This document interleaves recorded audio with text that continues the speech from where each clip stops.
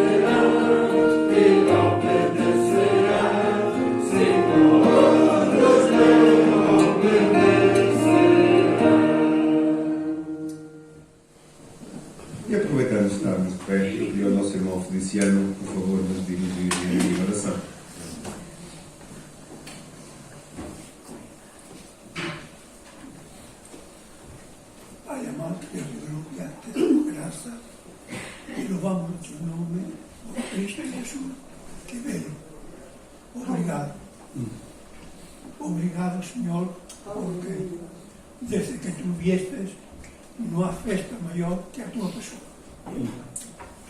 Obrigado. Nem sequer ficou registrado no Novo Testamento, no Novo Pacto, outra festa maior. Porque não há. E por isso, Senhor, obrigado. Obrigado que, até que tu voltes, te podemos adorar aqui na terra em espírito e em verdade. Muito obrigado. Obrigado pelas tuas promessas, que são fiéis e verdadeiras. E o teu poder, glorioso poder, sobreexcelente poder, para cumprir em tempo oportuno e constantemente. Obrigado que podemos confessar o teu nome, invocá-lo, clamar a ti e ser ouvido, para te glorificar na terra, como é digno que assim seja. Obrigado. Aqui muita gente agora nomes de deuses que nos tens dado a graça de não pronunciá-los, porque somente tu és o Senhor, Deus vivo e verdadeiro. Por isso, Senhor, invocamos a tua bênção, a tua graça, a tua misericórdia e a tua compaixão para que hoje também seja um dia de salvação e consagração para a tua glória, em nome de Jesus. E ainda de pé, os que puderem, vamos cantar o hino número 344. 3, 4, 4.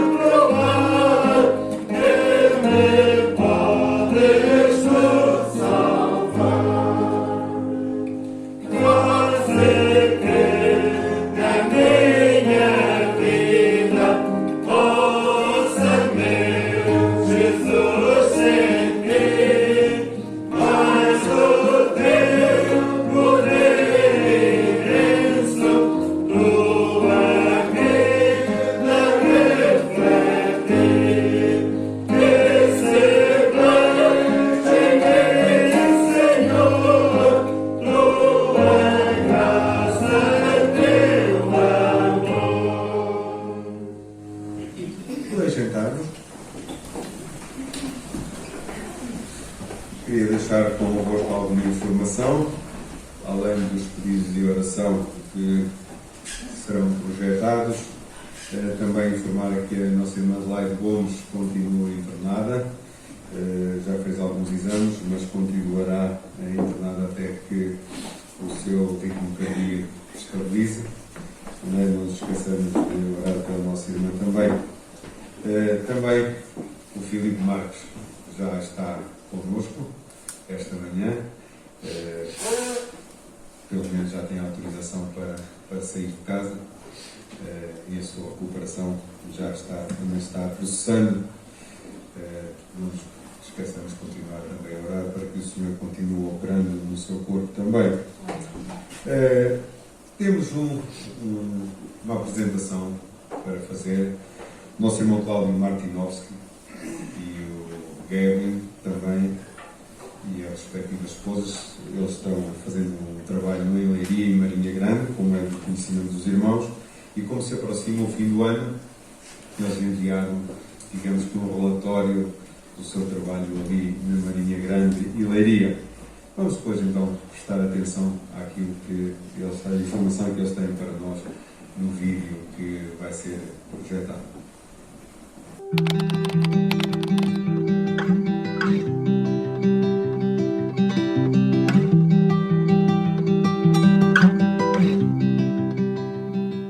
Olá, nossos amados irmãos e amigos, igrejas que estão conosco nesse ministério aqui em Portugal.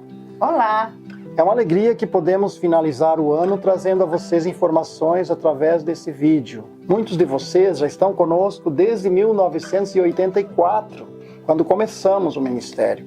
Aqui em Portugal estamos há 12 anos e esse ministério em Leiria e Marinha Grande quase 5 anos já. Nós temos a alegria de dizer que Deus tem preservado a nossa família. Nosso filho mais velho, Silas, Ana, Alice e Guilherme foram para a Alemanha no final do ano passado, mas Deus os abençoou muito para começarem a vida lá. Agradecemos aos irmãos que deram apoio a eles lá também. O Henrique está aqui conosco, dando todo o apoio nessa área dos vídeos e do ministério aqui. Realmente somos muito gratos como Deus tem conduzido todas as coisas. Agradecemos a vocês.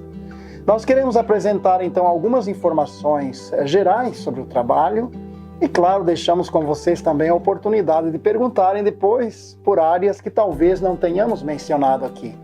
Muito obrigado por vosso carinho, vossas orações, vossas ofertas e o nosso grande abraço a todos vocês. Obrigada.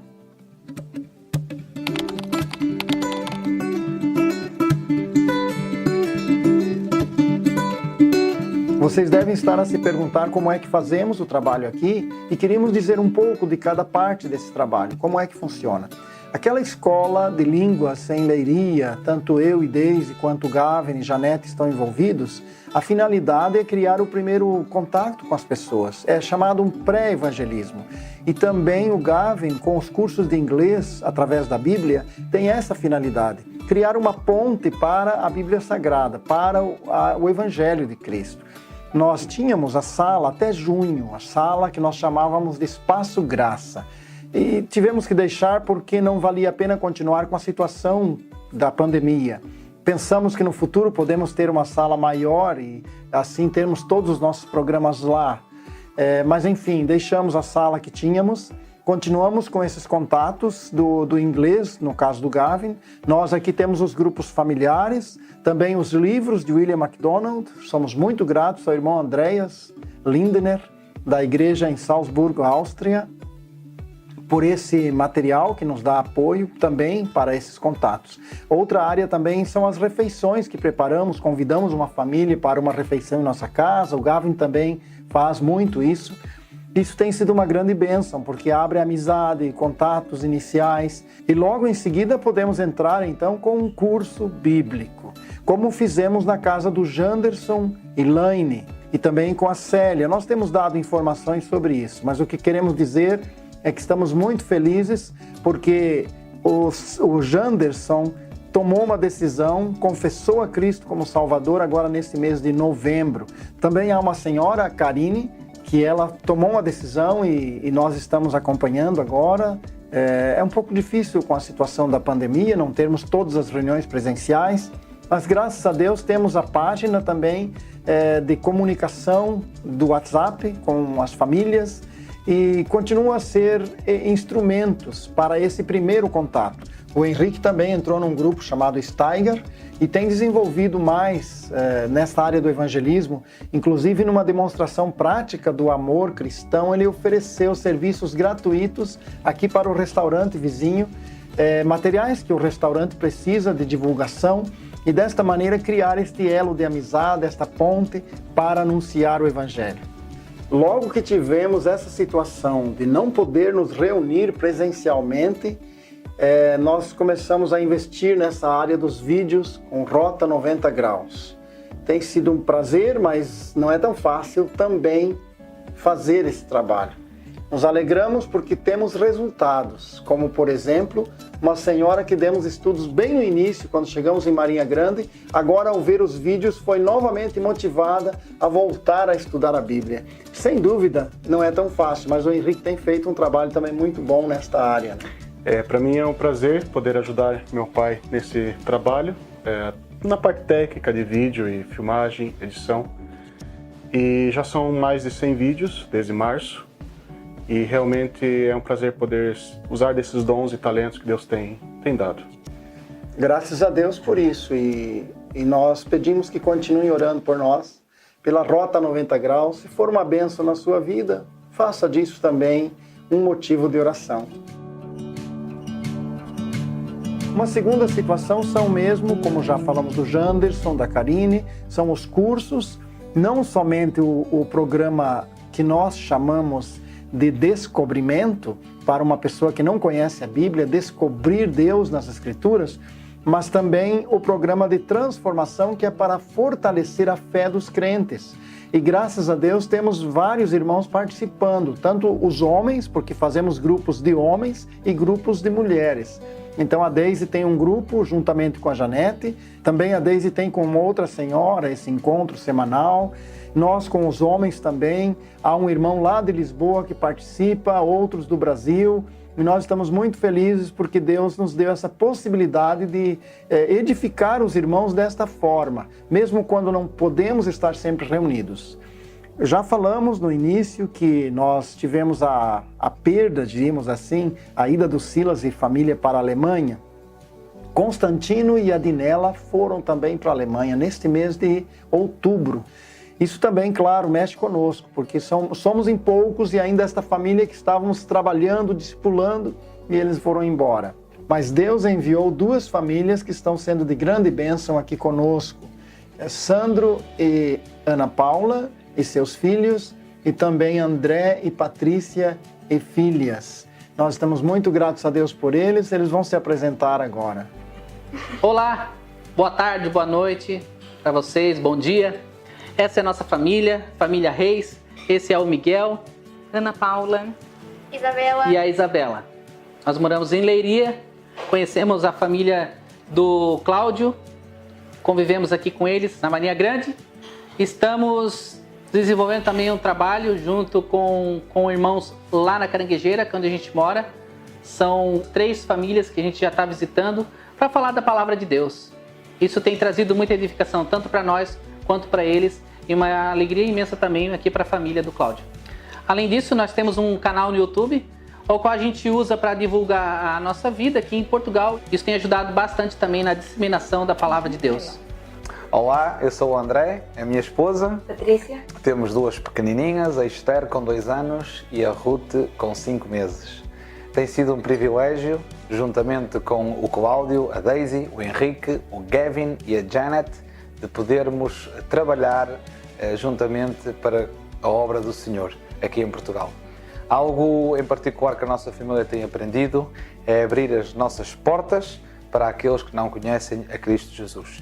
E isso tem sido algo que nos tem marcado, temos feito isso e temos trabalhado nesse objetivo de alcançar pessoas que não conhecem ao Senhor. Tem sido um grande privilégio trabalharmos como equipe. Deus nos abençoou com a vida do Gavin e Janete, estando aqui em Leiria, para juntos trabalharmos em busca daqueles que estão perdidos. Eles vão falar um pouquinho sobre a experiência que estão tendo nesse ministério em Leiria. Hello, good afternoon. How are you? Hi. Estou a falar inglês porque o inglês, a aula de inglês tem sido o foco nosso aqui em Leiria. Damos aulas de inglês e na aula nós usamos a Bíblia como um texto. Temos o texto português de uma coluna ao lado o texto em inglês. Então é muito fácil na primeira aula para que a pessoa possa ler e entender um pouco de inglês. E dessa maneira estamos expondo a pessoa a palavra de Deus. Mas não é na aula que é o foco principal. A aula é tipo uma entrada. Nós começamos a fazer amizades com as pessoas, criamos vínculos de alegria, de amizade, convidamos para almoços, para jantares e trocamos. E nesse tempo a pessoa começa a ficar mais próximo a Cristo e a Deus. Então tem sido muito nessa maneira que temos trabalhado. Temos vários grupos de inglês. Estamos em Gênesis agora. É muito interessante ver as pessoas e a sua aceitação da história de Gênesis. Estamos lendo a Bíblia. Eu estou lendo com duas mulheres e lendo e falando sobre o que fala sobre Deus, o que fala sobre as pessoas e como nós podemos obedecer a palavra. Estamos vendo elas conversando sobre a Bíblia. É muito, muito bom ver essas mulheres falando não só coisas, receitas e maquiagem, coisas assim, mas estamos lendo a Bíblia e falando sobre isso. É muito, muito bom. Nossa profunda gratidão a todos vocês que nos acompanharam neste ano. E pedimos que continuem orando por nós. nessas áreas de ministério do evangelismo, esse pré-evangelismo, como começar a contatar as pessoas. Esse ano temos agora cerca de 300 calendários para distribuir. Temos várias áreas que precisamos das vossas orações e também por nossa família. Nossa profunda gratidão a cada um de vocês que está nos acompanhando com vossas orações e ofertas. Nossa, muito obrigado e esperamos vocês aqui com muito carinho.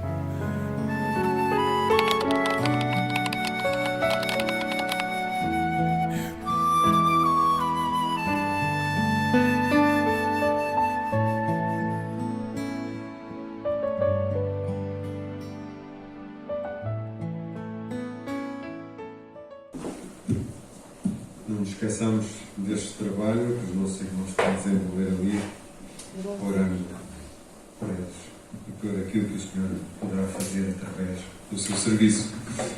Quero lembrar que já enviamos calendários de boa semente, portanto os interessados poderão falar com o irmão Alfredo no final, que ele dará para distribuir.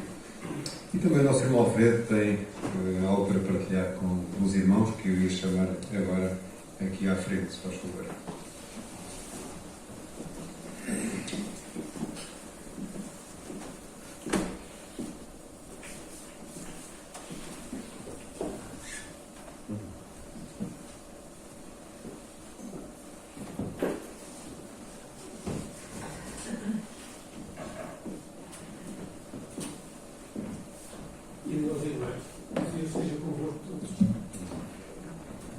É uma graça maravilhosa do Senhor nós podemos testemunhar o bem que Ele nos faz. Como os irmãos naturalmente ouviram falar há umas semanas atrás, exatamente no último domingo, no último sábado do mês passado, tive um acidente na casa de banho. Não sei quais foram as voltas que dei por causa de duas vertigens que tive, uma mais forte que a outra, porque sei que enganchei um ferro do apoio do chuveiro das costas. É claro, posso dizer que desde o princípio que o Senhor tomou conta de mim. Digo que desde o princípio tomou conta de mim porquê? Porque eu não senti dor. E a curiosidade é que mesmo até o médico ficou no hospital, o cirurgião ficou admirado de eu não ter dor. E ele fez pressão, portanto, da cidade dentro do que estava no ferimento. E a conversa com ele, com a colega dele, a conversa dele dizendo que o ferimento era fundo. Como foi, não sei. Curiosamente, senti que havia ossos que não estavam colocados no sítio. Digo, ossos costelas. E gradualmente as coisas têm estado a compor. Agora sinto dores ligeiras, mas praticamente é como quando estava anteriormente, antes do ferimento, porque realmente o que eu sinto é que o Senhor operou de forma maravilhosa. E devo, na prática, lembrar que o Senhor cuida de nós. Ele é o nosso refúgio. Nele nós podemos confiar. E eu tenho tido esta experiência maravilhosa ao longo dos anos em que tenho andado nos caminhos do Senhor, que nos reúne aqui na casa com os irmãos, aqui na casa de oração.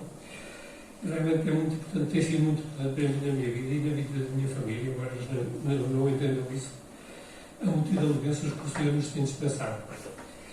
Realmente é um motivo de regozijo, é um motivo de testemunho, de agradecer ao Senhor tudo bem que Ele tem feito e agradecer aos irmãos as orações. Os irmãos fizeram por mim que, curiosamente, o meu irmão, que está em Lisboa, o João, que também assistiu aqui, diz que tomou conhecimento do que me aconteceu por ver o vídeo quando realmente teve a oportunidade de o ver.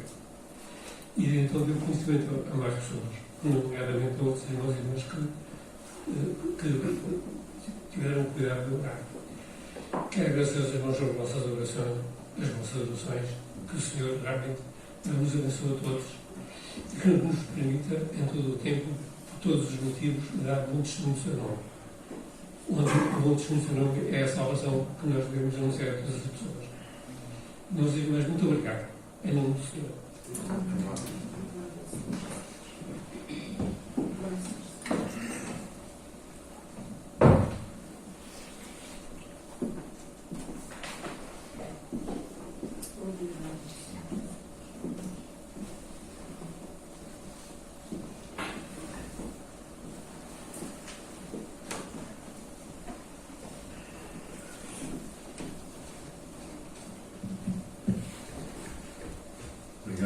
Alfredo. Aquelas legendas costumam aparecer depois de alguns filmes, ou no início de alguns filmes, que aquilo que vem lá não devem repetir em casa. Aquilo que o irmão Alfredo contou aqui, o que aconteceu é melhor não repetir em casa também. Especialmente quando estiverem a tomar banho. Dando seguimento ao nosso culto, muito obrigado por ter partilhado connosco também. É um benefício que temos, uma bênção, podermos orar uns pelos outros, partilhar os acontecimentos que vem à nossa vida e como o Senhor opera, porque Ele continua sendo o mesmo que operava no passado. Somente, muitas das vezes, a atitude, especialmente a nossa, hoje em dia, não é a mesma para com Ele. Mas Ele continua sendo o mesmo.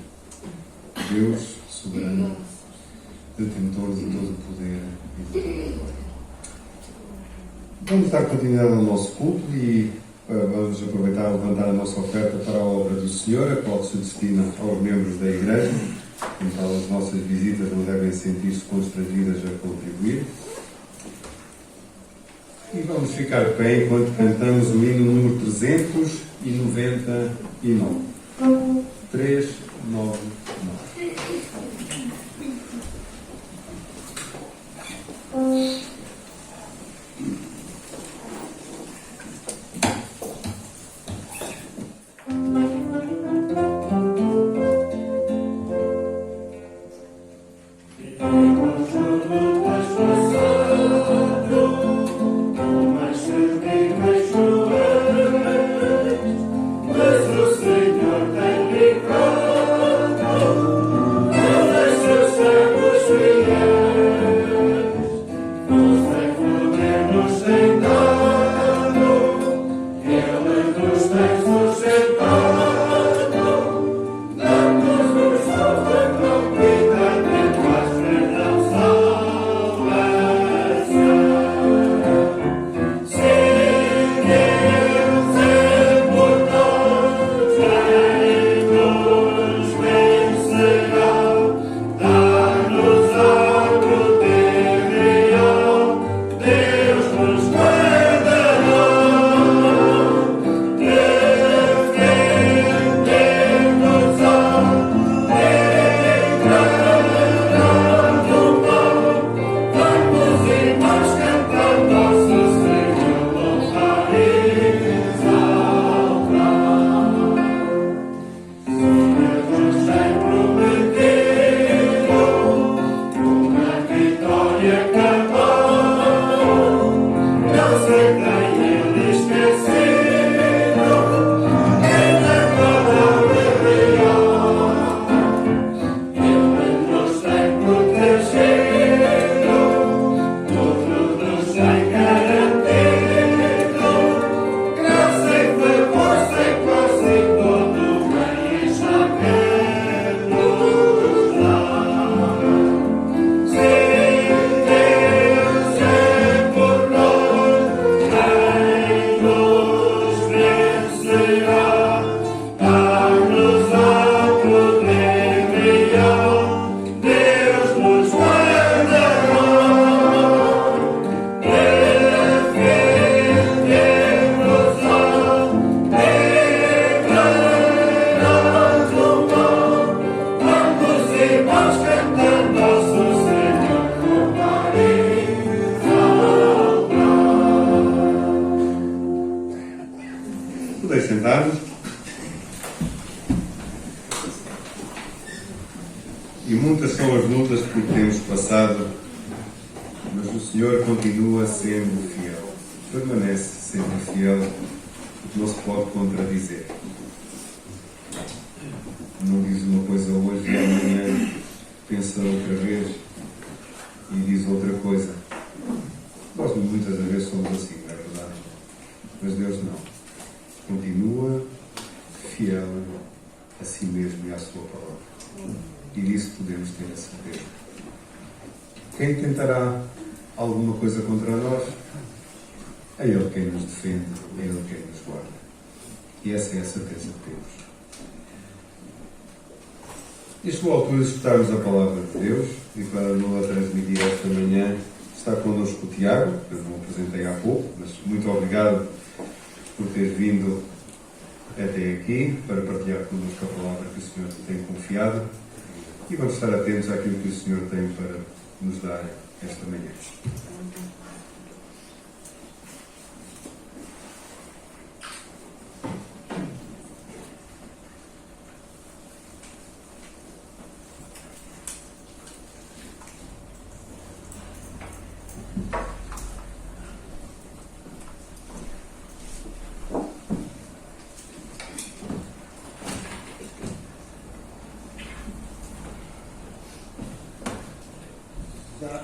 Já posso tirar a máscara, posso pôr os óculos.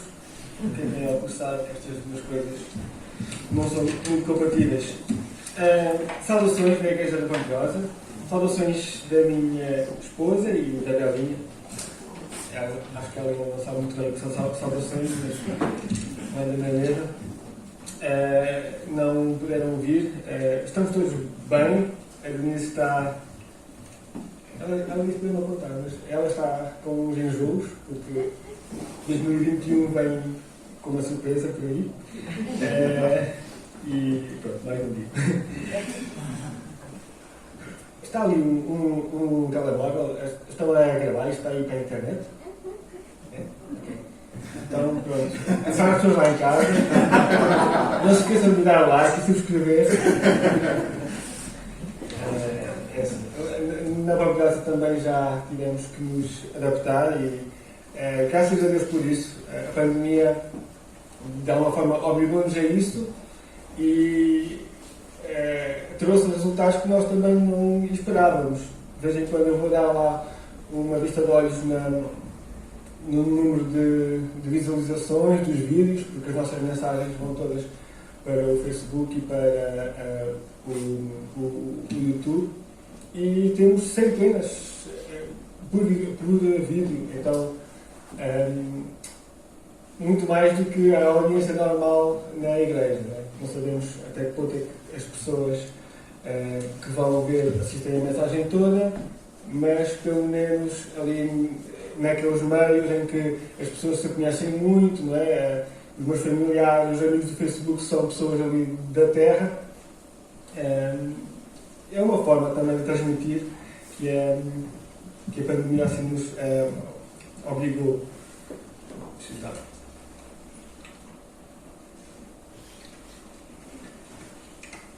Então, a minha primeira dúvida para a mensagem de hoje era se eu ia falar sobre o Natal ou sobre o Ano Novo, né? Estou aqui neste período no meio. Decidi não falar sobre o Natal.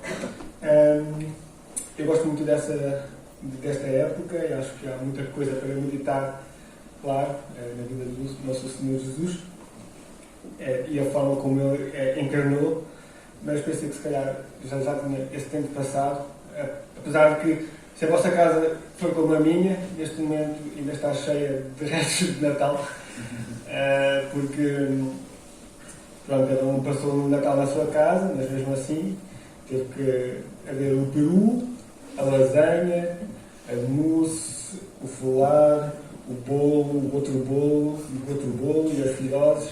Então ainda estamos ali naquela fase de tentar acabar com aquilo tudo. Então vamos falar de um outro assunto. E quando eu ouvi estes últimos 2 hinos que nós cantámos aqui, pensei, ok, acho que estamos na mesma página, pelo menos. Porque fala acerca de uma guerra e de uma batalha. Quando eu era mais novo, muito mais novo, eu lembro-me de uma coisa que o meu pai me disse. Eu disse, a certa altura, ele disse, olha, a equipa da Benetton ganhou a corrida nas boxes. O meu pai era fã da Fórmula 1. Eu nunca liguei muito à Fórmula 1. Mas ele disse aquilo. A Benetton ganhou a corrida nas boxes. E eu fiquei há algum tempo a pensar naquilo. O que é que aquilo significa? A Benatou era uma equipa de Fórmula 1 que havia na altura, já não existe mais, e ganhou corrida nos boxes. Então, eu dizia isso porque ganhou a corrida não pela habilidade do condutor, do piloto em si, ou porque o carro era superior aos outros, mas não. Naquela corrida, a Benatou ganhou porque, na forma como, por exemplo, a troca dos pneus nas boxes era mais rápida do que as outras equipas. Não sei se vocês já viram alguma vez como é o carro de Fórmula 1 entrar na box e em 1 segundo e pouco trocam os 4 pneus rápido e saem. Naquela altura a Benatou fazia isso de uma forma melhor que todas as outras. A Benatou também era melhor em termos de estratégia, então conseguia definir a melhor estratégia para a corrida, porque há toda uma série de coisas que têm que acontecer. A escolha dos pneus, vão escolher um pneu mais para chuva, mas ainda não está a chuva, mas vai chover, então, mas se eu trocar agora, significa que o carro mais à frente vai ter mais rendimento e os outros vão ter que parar e o nosso não. Então há ali uma série de estratégia e nesse ponto a Benatou era melhor. E porquê é que eu estou a falar nisto? Porque de facto eu estava a pensar que não existem desportos individuais. Existem os esportes em equipa, o futebol, o handball, o voleibol, etc., em que realmente o coletivo é o que vence, não é? Não pode ser o Cristiano Ronaldo mais 11, mais 10, tem que ser a equipa toda.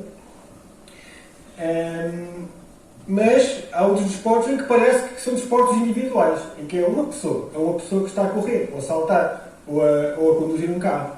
Mas existe sempre uma equipa por trás.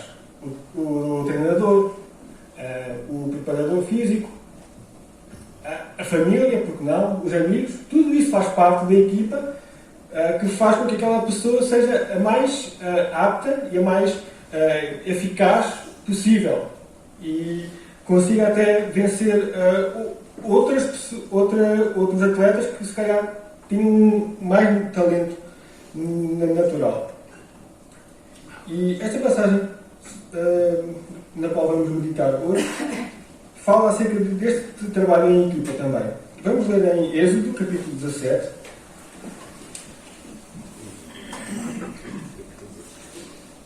Êxodo 17.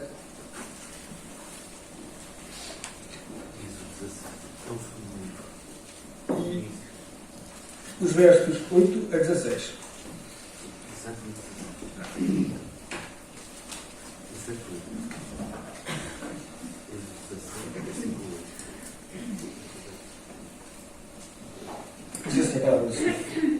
Então veio Amaleque e pelejou contra Israel em Refidim. Com isto ordenou Moisés a Josué: escolhe homens e sai e peleja contra Amaleque. Amanhã estarei eu no cimo do outeiro e o bordão de Deus estará na minha mão. Fez Josué como Moisés lhe dissera e pelejou contra Amaleque. Moisés, porém, Arão e Ur subiram ao cimo do outeiro. Quando Moisés levantava a mão, Israel prevalecia. Quando, porém, ele abaixava a mão, prevalecia Amaleque. Ora, as mãos de Moisés eram pesadas, por isso tomaram uma pedra e a puseram por baixo dele, e ele nela se assentou. Arão e Ur sustentavam-lhe as mãos, um de um lado e o outro de outro. Assim lhe ficaram as mãos firmes até ao pôr do sol. Josué desbaratou Amaleque e a seu povo ao fim da espada. Então disse o Senhor a Moisés: escreve isto para memória num livro e repete-o a Josué, porque eu hei de arriscar totalmente a memória de Amaleque debaixo do céu. E Moisés edificou um altar e o chamou: o Senhor é a minha bandeira. E disse: porquanto o Senhor jurou, haverá a guerra do Senhor contra Amaleque de geração em geração. Até aqui a leitura da palavra do Senhor e que realmente esta passagem possa trazer o alento que nós precisamos para o novo ano. O povo tinha acabado de sair do Egito. O povo de Israel tinha acabado de sair do Egito.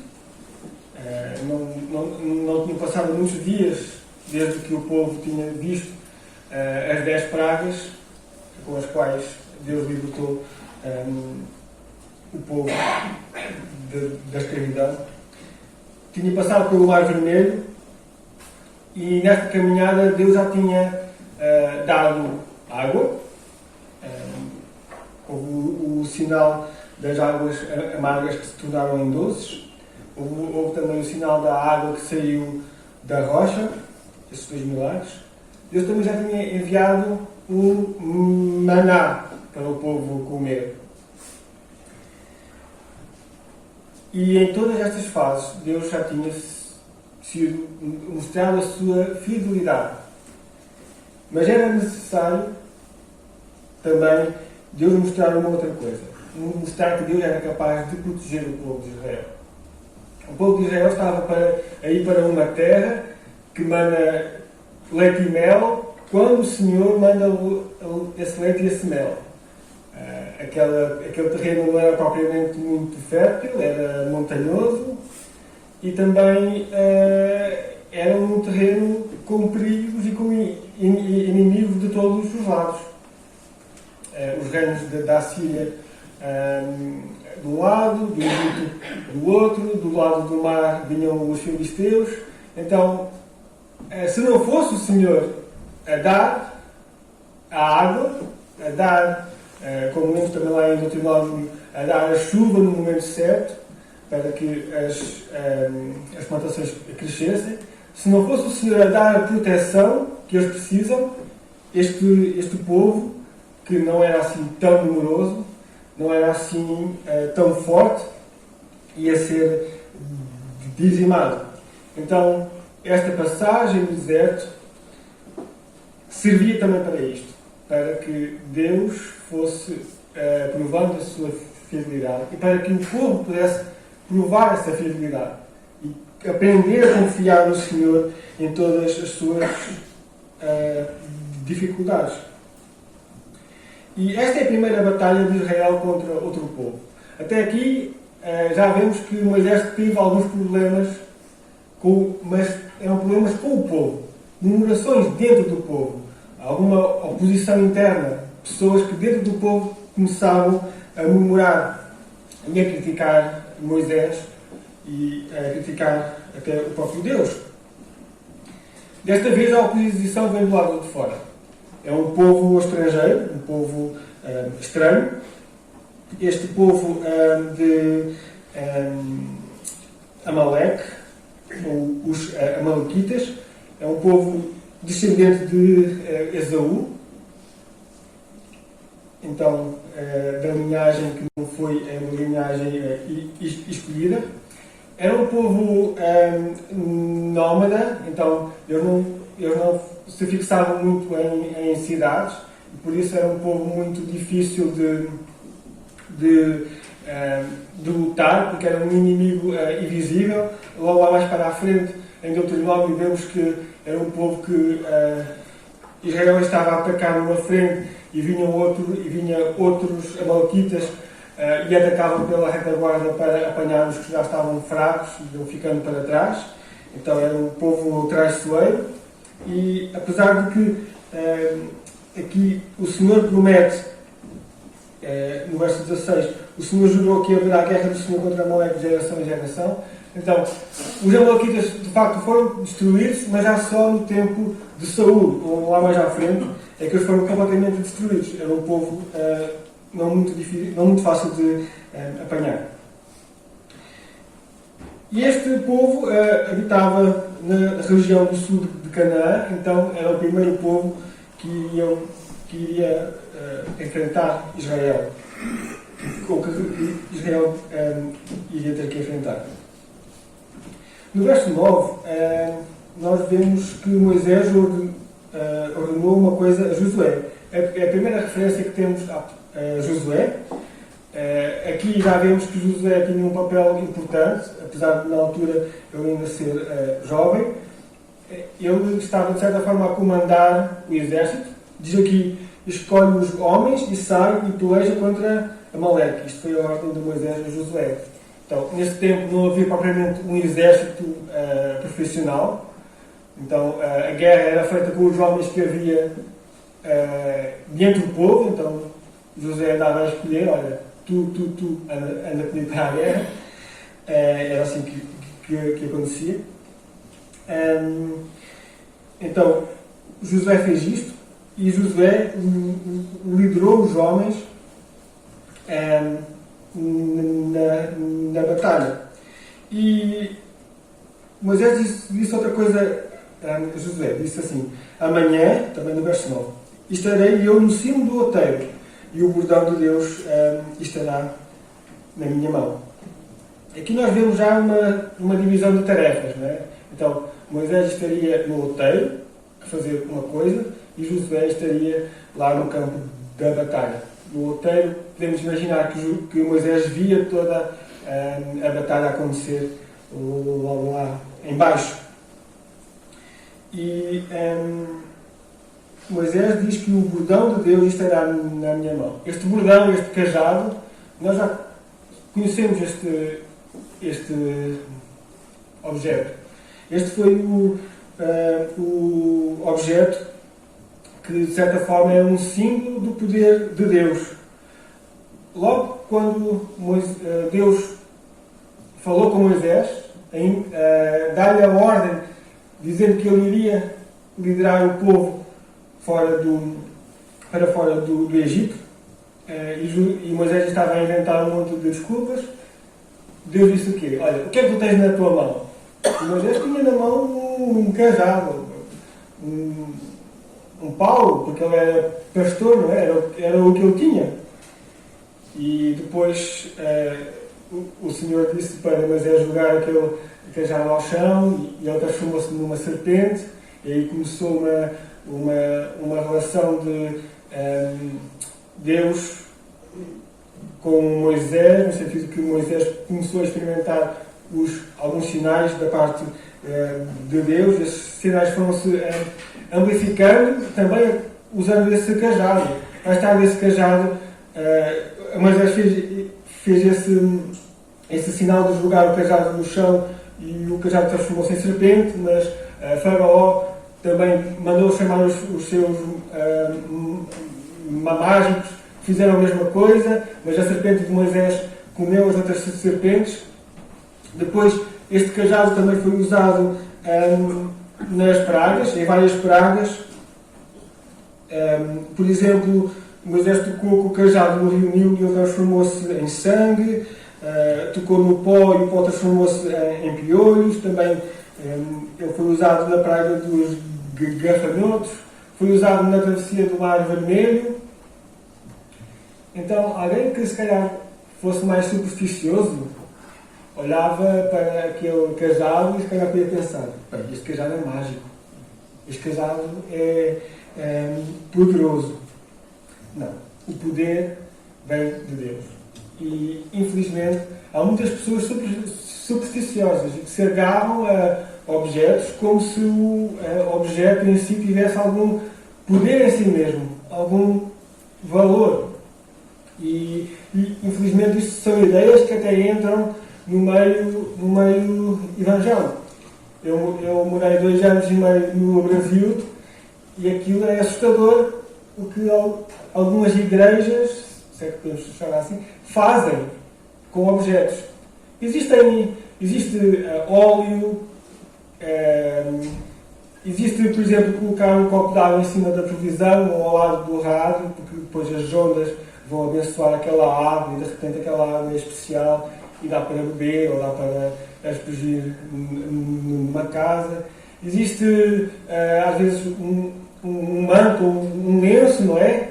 No valor de R$139, algo assim. Né? Então, essas coisas têm que se comprar, né? E assim mercantilizam a fé das pessoas usando objetos. As pessoas vão e confiam nesses objetos. Porque existe uma tendência natural para isso. Se nós tivermos um objeto que tem algum poder, de repente nós temos esse poder. Nós queremos ter esse poder para nós. Eu tenho esta coisa funciona, eu sei que ela funciona. E se eu fizer assim, se eu fizer, então as coisas vão acontecer de uma certa maneira. E não é assim que Deus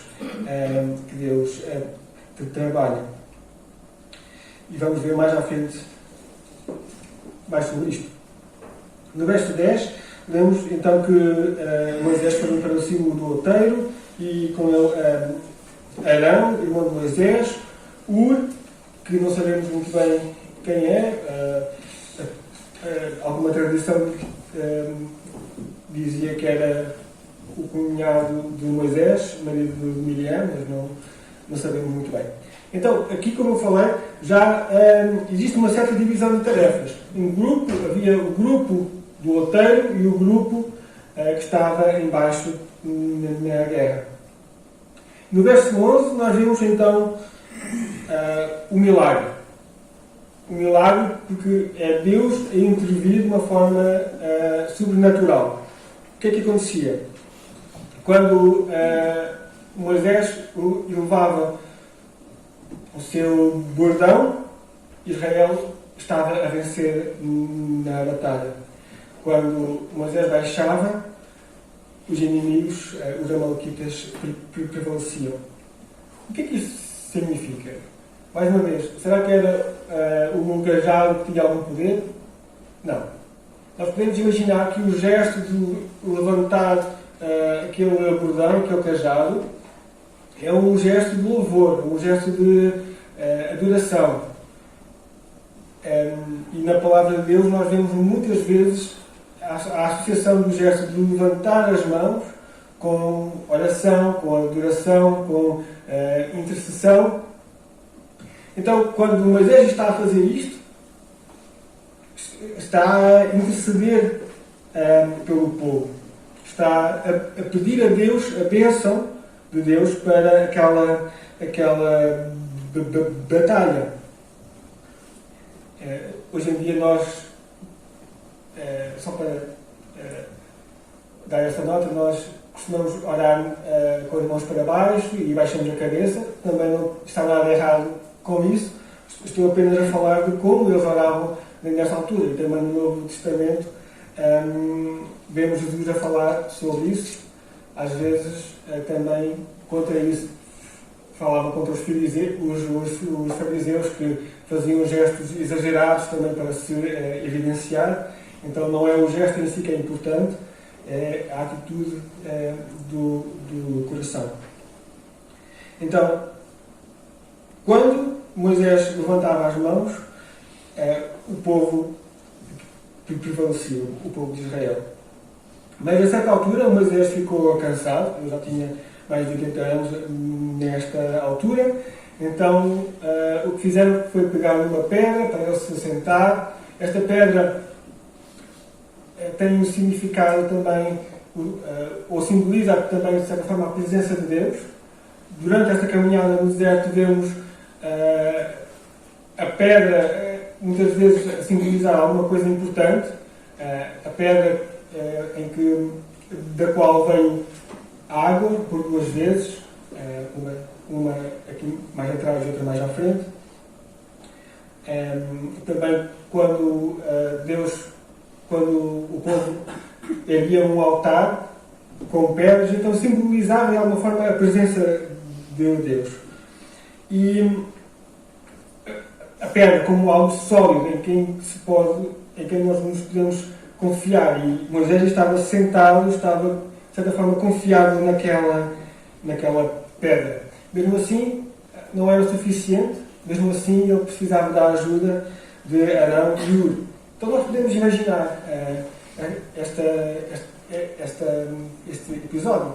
Moisés sentado na pedra, com o bordão no alto, e Arão e Hur, cada um do seu lado, a segurar no bordão, ajudando Moisés a ficar com o bordão no alto.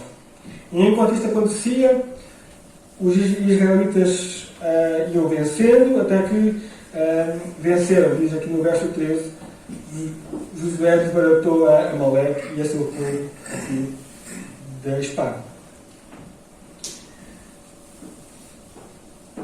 No verso 14, nós lemos: Então disse o Senhor a Moisés: escreve isto para a memória num livro e repete-o a Josué, porque eu hei de riscar totalmente a memória de Amaleque de debaixo do céu. Esta é a primeira vez em que nós vemos uma ordem de Deus para Moisés escrever alguma coisa. E sabemos que Moisés escreveu todo ou quase todo o Pentateuco, os primeiros 5 livros da Bíblia. Existem outros livros que são mencionados que nós não temos hoje em dia, mas Moisés escreveu todas estas coisas. Mas é interessante esta ordem: escreve isto para uma memória num livro e repete-o a Josué. Porquê é que Deus foca em Josué? Podia dar-se o caso de Josué não compreender aquilo que tinha acontecido. Josué estava lá no campo da batalha e podemos imaginar Josué a lutar, estava a vencer, mas de repente o inimigo estava a vencer e se calhar Josué, que não sabia o que é que estava a acontecer lá em cima do outeiro, tentava perceber: será que eu estou a dar alguma ordem errada? O que é que está aqui a acontecer? Se calhar não tenho que fazer isto ou aquilo. E eu estava ali no meio, no calor da batalha, a tentar fazer o seu melhor. E podia acontecer que Josué não soubesse de facto de onde veio a vitória. É importante para Josué saber que a guerra lutou-se tanto no cimo do outeiro como ali embaixo. E Deus mandou que isto fosse não só falado, mas também escrito. Então era para Josué e para toda a posteridade e também para chegar até nós. Depois, nos versos 15 a 16, fala que Moisés edificou um altar e lhe chamou: O Senhor é a minha bandeira. E disse: Porquanto o Senhor jurou, haverá a guerra do Senhor contra Amaleque de geração em geração. Então, aquele lugar passou a ser chamado ou aquele altar de: O Senhor é a minha bandeira. Por onde o povo ia passando, nós vemos Deus a dar nomes, ou Moisés a dar nomes aos lugares por onde eles iam passando. E nem sempre eram nomes bons. Até aqui, Deus já tinha chamado aquelas águas de Mara, porque elas eram amargas, e o outro lugar que era o lugar da contenda, que eu agora já não recordo o nome, mas que significa contenda. Mas quando o povo peca, o lugar fica com o nome mau associado ao pecado do povo. Quando o povo faz a coisa certa e obedece, como é este caso, o lugar fica com o nome do Senhor. Isto nós temos que também é uma lição para nós. Quando acontece alguma coisa certo, provavelmente foi o Senhor que fez. Porque quando nós fazemos alguma coisa por nós mesmos, quase sempre dá errado. Então, isto é uma explicação básica do que aconteceu aqui, do que é que aconteceu aqui nesta passagem. O que é que isto traz para a nossa vida? Bem, em primeiro lugar, a primeira lição que eu acho que podemos tirar desta passagem é que estas duas coisas precisam existir: oração e ação. Uma coisa não pode acontecer sem a outra. Podemos pensar nisto como um barco a remos, com 2 remos. Os 2 remos têm que existir. Se uma pessoa só faz oração e não faz nenhuma ação, o barco vai andar às voltas. Também se uma pessoa se focar na sua tarefa, e falo mesmo até dentro da igreja, se uma pessoa se focar só na outra parte, o barco também não vai a lado nenhum. As duas coisas têm que existir ao mesmo tempo. Esta passagem também nos fala muito acerca da oração. Em Tiago, capítulo 5, verso 16, diz que a oração do justo pode muito em seus efeitos. E quando nós vamos pensar realmente no poder da oração, pensar que através da oração Deus transforma a realidade, pensar que as coisas podiam acontecer de uma maneira, mas porque nós oramos, as coisas acontecem de uma outra maneira.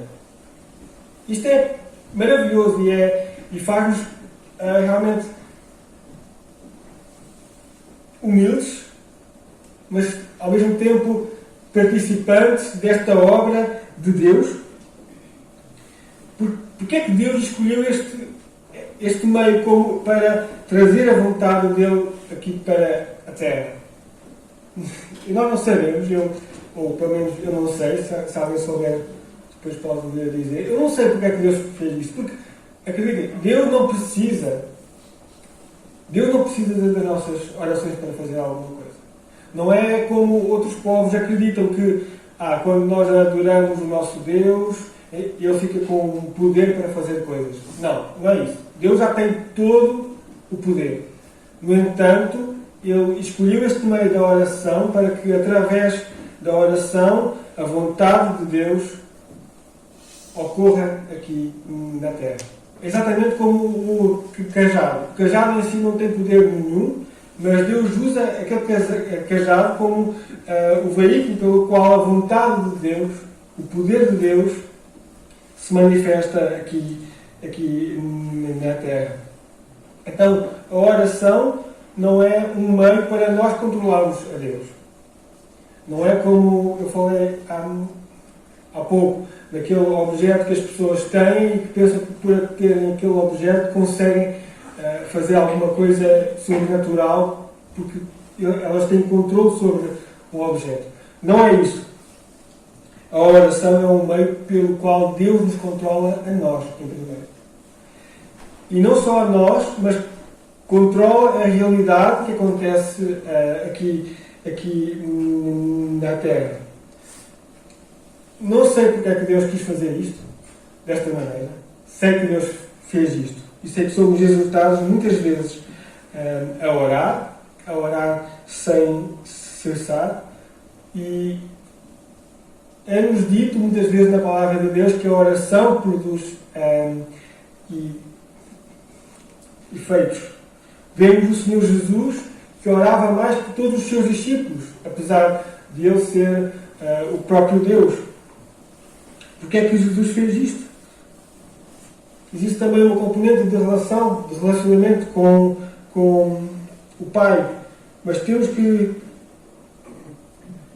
tomar a consciência de que a oração tem poder e que Deus vai transformar a realidade através da oração. Vai nos transformar a nós, mas se calhar algumas pessoas pensam que a oração é um tipo de meditação e nós quando oramos ficamos mais calmos porque existe ali alguma coisa de meditação, respiração, que de facto está aprovado, que funciona com algumas pessoas e acalma e etc.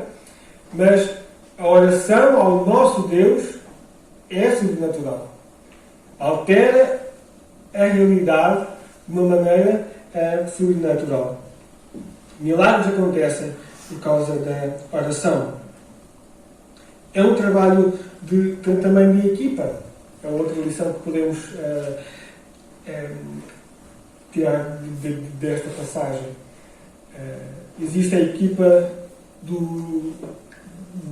da terra, da ação, Josué e os soldados, e existe a equipa do outeiro. E todos têm que trabalhar juntos. Não é que um seja mais importante que o outro, é um trabalho em conjunto. E no Novo Testamento nós vemos que a igreja é comparada com um corpo, precisamente porque existem várias funções diferentes dentro da igreja. Então, se o irmão está mais voltado, ou sempre mais inclinado para a oração, ora, faz isso com mais força, mais afinco. Se o outro irmão gosta mais de trabalhar na prática, com a logística, com a evangelização, faça isso também com força. com toda a sua força e com todo o seu empenho. Claro que eu não estou a dizer para que o irmão que vai evangelizar não precisa de orar. Não é que eu estou a dizer. Todos precisam de fazer tudo, um pouco. Mas se há alguma coisa em que Deus te tenha colocado para fazer neste corpo, na igreja, faz isso com todo o seu zelo. Outra lição que podemos aprender aqui é que a oração tem que ser algo contínuo. Tem que haver perseverança. Moisés não podia simplesmente ter levantado o cajado no início e depois podia ir embora. Não. Moisés teve que fazer aquele esforço de forma contínua, enquanto a guerra durou. E isto ensina-nos que devemos sempre orar uns pelos outros. E realmente, acho que todos conhecemos histórias de pessoas que foram salvas depois de anos de oração. E quantas mães têm sustentado os seus filhos com oração? Quantos pais? Quantas pessoas têm orado pelos seus vizinhos, por um colega, por um amigo, por o esposo ou a esposa, e que através deste trabalho continuado de perseverança, de nunca baixar o cajado, no fim Deus deu a resposta. Esta passagem também me faz pensar que, assim como Josué não sabia o que é que estava acontecendo ali no cimo do outeiro, nós não sabemos, muitas vezes, o efeito da oração, até à nossa volta. Eu acredito que um dia no céu nós vamos perceber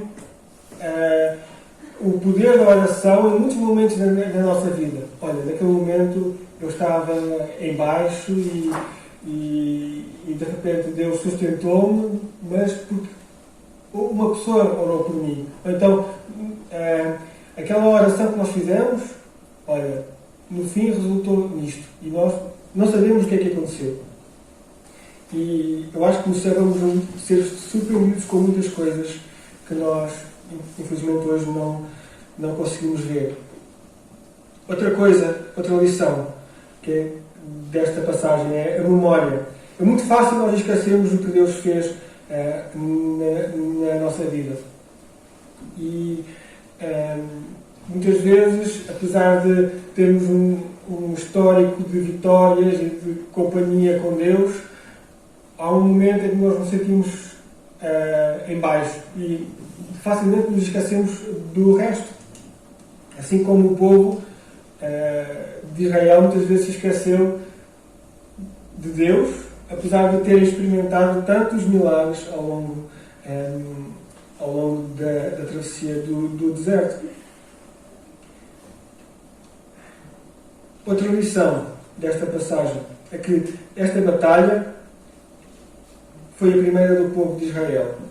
E ela, por ser a primeira, era especial. Ela deveria dar a receita, entre aspas, para o sucesso da caminhada até a Terra Prometida. Infelizmente não deu. Nós sabemos o que aconteceu depois. O povo nem sempre confiou no Senhor e por causa disso até teve que andar 40 anos pelo deserto.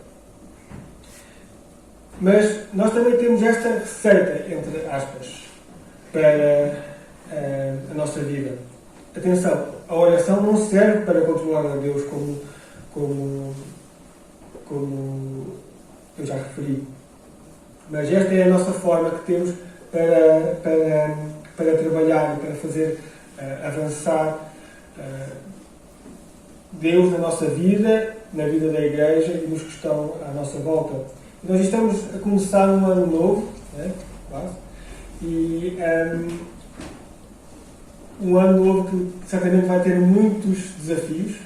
Nós não sabemos o que é que vai acontecer, e acho que se algo nos diz isso, foi o ano de 2020. Né? Há um ano, se eu estivesse aqui a falar, e se eu dissesse, nós não sabemos o que é que vem pela frente,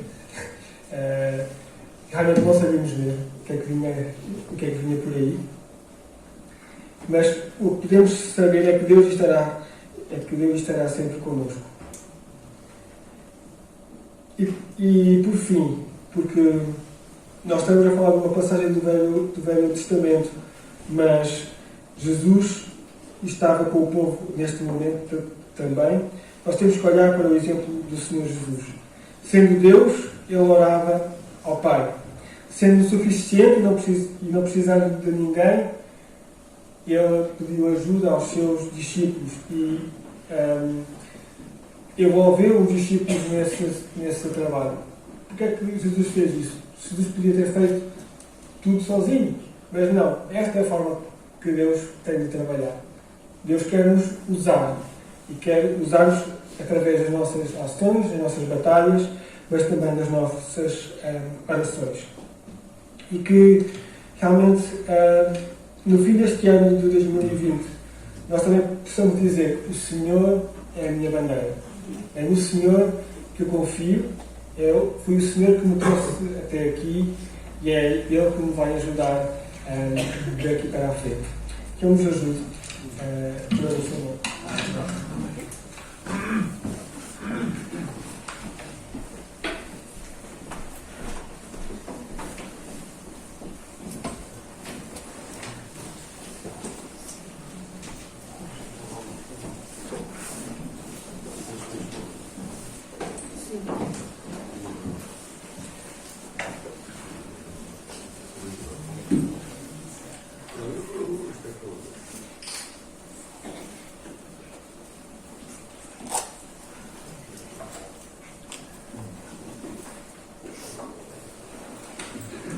Obrigado, Tiago. Somos gratos ao Senhor pela sua palavra, na qual podemos meditar esta manhã. O que na nossa caminhada sempre possamos confiar naquele Senhor que sempre nos ouve e sempre está disposto a cooperar e a responder às nossas orações. Temos chegado ao final do nosso culto e eu pedi o favor de ficar de pé todos os que pudessem e pedi ao João Paulo, por favor, de terminar com a oração.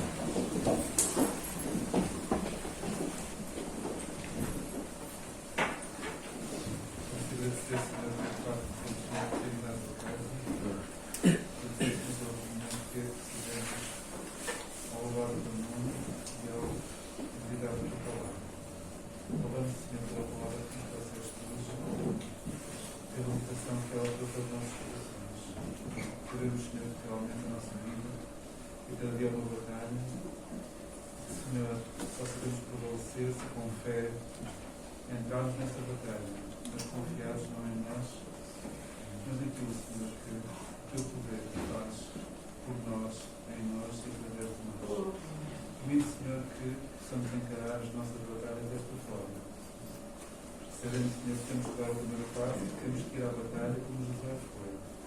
Mas sem nunca nos esquecermos. Por isso temos um livro escrito diante de nós, sem nos esquecermos do que nos dá a vitória. Pedimos, Senhor, que essas duas coisas estejam presentes nas nossas batalhas. A nossa disposição em batalhar e a nossa confiança que a vitória nos é garantida não por nós, não por nós. Possamos dizer, como ouvimos, Tu és a nossa vontade. Louvamos, Senhor, pela Tua palavra. Despede-nos em paz, que não possamos esquecer durante o dia de hoje, durante este ano que se vai avizinhando cada vez mais próximo. Nós nos entregamos ao Teu cuidado, no nome do Senhor Jesus. Temos chegado ao final do nosso culto. Para todos um bom dia e agasalhem-se que lá fora está frio. Obrigado.